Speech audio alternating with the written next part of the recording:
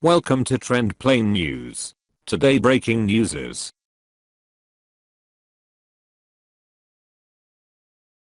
the numbers game of Donald Trump. For 18 months, Donald J. Trump, the candidate, described polling leads he did not always maintain and vote tallies he did not always receive, and, especially, crowd sizes he did not always have. After his inauguration on Friday, President Trump's first appearances also involved talking about numbers, the collective IQs of his cabinet picks, how many military members voted for him, and, again, the size of a crowd, this time the one that turned out to see him sworn in.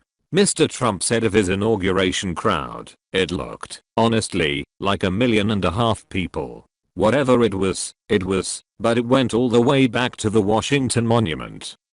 In fact, the crowd was significantly smaller.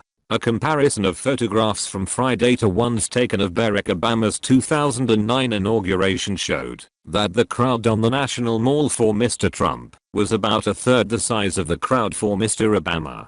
But Mr. Trump, who has branded himself as everything from a world-class developer to a reality television star to, later, a plausible presidential candidate, has long deployed what he described in his first book, The Art of the Deal, as truthful hyperbole, and others might call lies.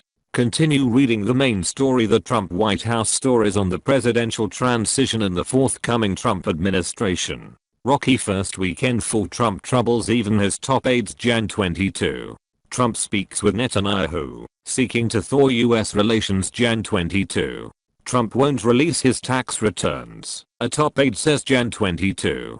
Trump presidency is already altering Israeli-Palestinian politics. Jan 22. Trump's health plan would convert Medicaid to block grants, aide says. Jan 22. See more. It is an innocent form of exaggeration, and a very effective form of promotion, he wrote. It was a way of faking it till he made it for a businessman who decided early that success was measured in large numbers. He said he was a winner, and metrics not his own were needles. The crowds, the ratings, the estimate of his wealth, the legitimacy of his presidential victory, all are intrinsic to being synonymous with success, said Sam Nunberg, a longtime aide to Mr. Trump who worked for him early in his campaign. So the major issue is, how does he go forward with this new paradigm of being able to translate this into the Oval Office?